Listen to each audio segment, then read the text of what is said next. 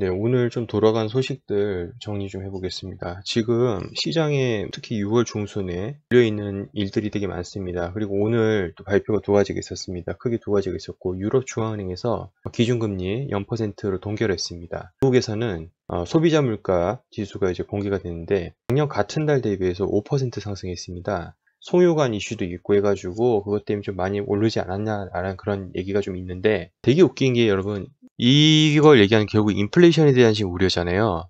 근데 인플레이션이 일어났다. 그러면 연준에서 테이퍼링을 빨리 할 거기 때문에 자산 시장에 안 좋은 영향을 미칠 것이다.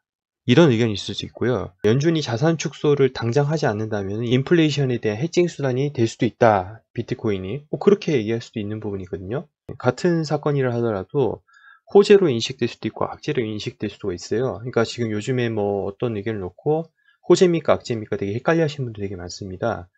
그런데 시장에는 가격이 올라가면 결국 호재였던 거고요. 가격이 내려가면 악재였던 것이죠. 이중성이 있다. 이렇게 좀 보시는 게 나을 것 같고요. 지금 이제 사실은요. 이런 것도 물론 중요하지만은 우리가 지금 본질적으로 이거 다 아실 거예요. 지금 워런 버핏 이야기 나오고 연준 이야기 나왔어요. 크게 두 가지 나왔고 이전에 레이 달리오 얘기도 나왔었는데 워런 버핏이 간접적으로 비트코인 관련 지금 투자를 했다. 그래서 비트코인 투자 제공 은행이 5억 달러치 투자를 했다고 지금 나와 있어요. 보시면요. 브라질 최대 디지털 은행 누뱅크에 5억 달러를 투자한다고 발표했고, 그래서 누뱅크는 현재 증권사 이지앤베스트 인수를 위한 협상을 진행 중이다. 자, 이 은행은 올해 연말까지 인수 작업을 완료한 후 고객들에게 비트코인 ETF에 대한 투자를 제공할 계획인 것으로 알려졌다. 그러니까 결국에는 버크셔 해스웨이가 ETF 투자를 제공하는 업체를 인수한 계획이 되지 않냐, 간접적으로 이런 얘기 하나. 그리고 연준에서도 비트코인 간접 투자를 하는데 이거는 사실 퍼센트로 보면 정말 미비하긴 합니다. 이렇게 따지고 나면요, 그러면 세상의 모든 것들이 다 연결될 정도예요. 지금 어떻게 돼 있냐면 채권 ETF가 있는데 그 안에 포트폴리오의 0.02%가 마이크로 스트래테지가 발행한 비트코인 투자 연기 정크본드에 할당됐다, 이렇게 지금 얘기하고 있어요. 0.01%입니다. 이게 이렇게 따지면 다 이어지는 거죠. 우리 옛날에 또 다른 코인 공부하다 보면 이거 다 이어지는 건데 그때 퍼센트보다 이건 너무 좀 작은 퍼센트지 않나라는 생각이 들고요. 어쨌든 뭐 간접적으로 다 포함이 됐다. 네, 이렇게 정리할 수 있겠습니다. 자, 그리고 퇴직연금 아실 겁니다. 미국 포스홀이라는 곳인데 여기서 연금 포트폴리오에서 암호화폐, 암호화자산 이런 것들을 추가할 수 있다고 지금 기사가 나왔습니다. 그래서 50여 종 암호화폐 선택할 수 있고 최대 5%까지 포트폴리오를 암호화폐로 배분할 수 있습니다. 그래서 7만 명 근로자들에게 서비스할 계획이라고 합니다. 그래서 이거를 보면 이제 이 안에 어떤 걸 고를 수 있냐면 여기 나와 있는데 요즘 유행하는 거 디파이에서 유명한 거 유니스왑, 알고랜드 뭐 이런 것들 50개 이상 암호화폐 가능하다고 합니다. 그리고 오늘 좀 나온 게 또 있는데요. 여러분 바젤 위원회라고 들어보셨을 거예요. 뭐 이렇게 보면 또 BIS가 또 떠오를 텐데요. 여기서 이제 중요한 거는 비트코인을 위험 자산으로 분류를 시켜서 그만큼 동일한 금액만큼 안정적인 자산을 은행은 갖추고 있어야 된다라는 거예요. 자, 여기 이게 중요한데 은행들의 암호화 자산에 대한 노출은 아직 제한적이지만 암호화폐 산업의 지속적인 성장은 충분한 준비가 동반되지 않을 경우 글로벌 금융 안정에 위협이 될 수 있다. 1250%에 달하는 보수적 위험 가중치를 적용했습니다. 이 위험 가중치가 1250%에 달해요.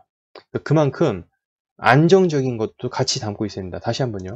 자, 이거 블룸버그에 나와 있는데요. 이 블룸버그에서 보시면요.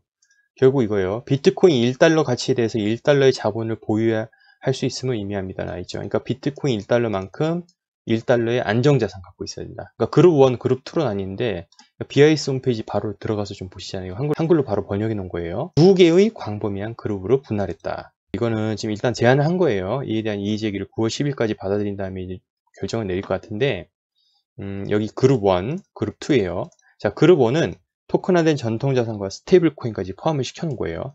자, 요거 그룹 하나. 그리고 두 번째, 위험자산. 1250%에 달하는 보수적 위험 가중치를 적용한 바로 비트코인을 얘기하는 거죠. 위험자산에 대해서 그만큼 보수적으로, 그만큼 위험하게 본다는 거죠. 보수적으로 바라본다는 거죠. 1대1로 가지고 있어야 된다. 여기서 좀 추가적으로 드는 생각이 바로 그거예요. 아, 그러면 이렇게 위험한 것이 있다면 안전한 자산도 필요한데 이 안에 전통자산 및 스테이블 코인까지 포함이 된다? 아, 그러면 지금 스테이블 코인이 되게 조용한데 저번에도 왜 말씀드렸다시피 여름에 CBDC에 대해서 제가 한번 다룬 이 영상이 있었죠. 많은 분들도 보셨는데 CBDC를 비롯한 스테이블 코인에 대한 그런 주목. 왜냐면 연준에서 CBDC 관련 보고서를 여름에 내겠다고 했잖아요. 그러니까 이런 것과 좀 스테이블 코인, 민간 발행 CBDC인 격이잖아요. 그래서 이것도 관련 있지 않을까 싶어요. 결국에는 그러니까 CBDC와 암호화폐, 그러니까 스테이블 코인 및 CBDC와 암호화폐 이런 것들은 이런 면에서도 또 이런 구도 면에서도 같이 갈 수 있는 모습을 보이지 않을까라는 또 생각이 드네요. 이거 보고 이제 제가 얼핏 든 뇌피셜인데 또 좀 더 자세한 보고서가 나오면 추가로 업데이트를 하도록 하겠습니다. ETF 이야기인데 여러분들 많이 기대하시는 게 바로 바네크 ETF잖아요. 이제 그래서 6월 중순에 여러분 발표가 날 것인데, 자 여기에서 타일러 윙클버스가 얘기를 했습니다. 자기네들 지금 운영하는 데가 바로 제미니 거래소잖아요. 이 거래소가 이번 바네크 ETF랑 좀 연관이 있습니다. 그들이 얘기한 이 SEC 파일을 보면요, 바네크 비트코인 트러스트잖아요. 여기에서 그 해당 거래소를 이제 검색을 하잖아요. 어떤 역할을 하냐면은 비트코인에 대한 커스터디, 뭐 쉽게 생각하시면 보관이라고 생각하시면 될 건데, 그 역할을 이 제미니 거래소가 하겠다는 것을 타일러 윙클보스가 좀 내피셨는데, 이걸 보고 ETF, 이거 뭐 바네크 ETF 되는 거 아니냐, 뭐 바로 승인하는 거 아니냐 이렇게 생각하시는데, 이제 그거를 얘기하고 싶은 게 아니라 자기네들이 바네크랑 같이 일을 한다. 그래서 이 비트코인 ETF에 대한 좀 기대감을 좀 어느 정도 내비친 것 같습니다.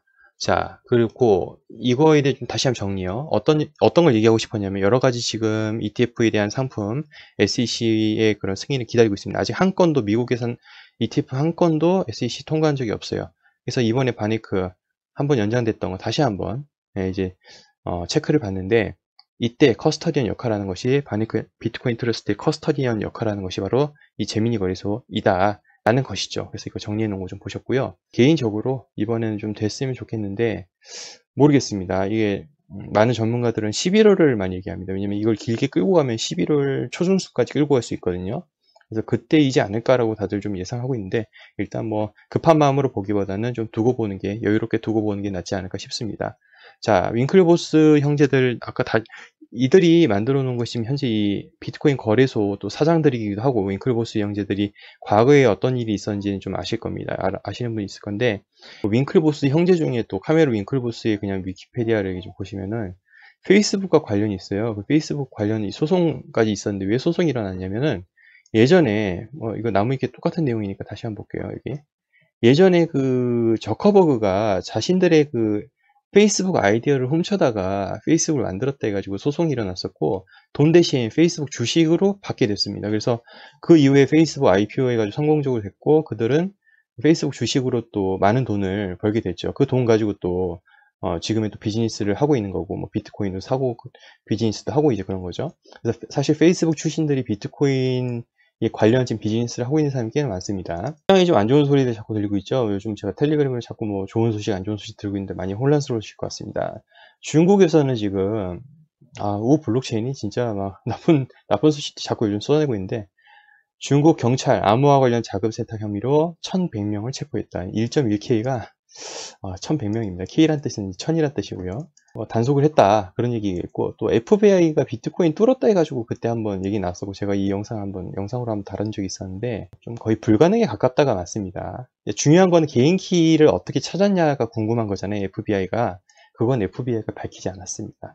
이게 좀 핵심이라고 좀 볼 수 있겠고요. 그래서 오늘 좀 다뤄봤던 것들은 이제 유럽 및 미국에 대한 이런 경기 지표에 대한 그런 소식, 그리고 워렌 버핏과 연준에 대한 태도, 그리고 미국의 연금 401K에 대한 이야기, 그리고 뭐 바젤위원회에서의 비트코인에 대한 그 인식, 그러니까 은행들은 어떻게 준비하라, 그 안에서 우리가 좀 스테이블 코인 이런 것들을 다시 한번 좀 생각해야 되지 않을까라고 좀 생각이 들고요. TF와 윙클보스 형제되어 있는 제미니 거래소의 그런 커스터디언 관계를 좀 얘기를 해봤습니다. 시장이지만 좋은 소리 안 좋은 소리가 많이 들리는데, 중요한 핵심은 바로 제가 생각에는 이런 것 같습니다. 비판을 하지만서도 다들 여기가 돈이 되기 때문에 하고 있다고 생각하고요. 이것이 그러니까 사건을 놓고 나서 호재냐 악재냐 많이 좀 답답해 하실 거예요. 근데 그 호재 악재라는 것은 시장 상황에 따라서 또 다르게 받아들여지지 않나, 이렇게 또 생각이 듭니다. 자유로운 이런 의견 공유 이런 것들은 되게 환영입니다. 그런데 댓글에 간혹 너무 커뮤니티 가이드를 준수하지 않으신 분들 좀 계신 것 같아요.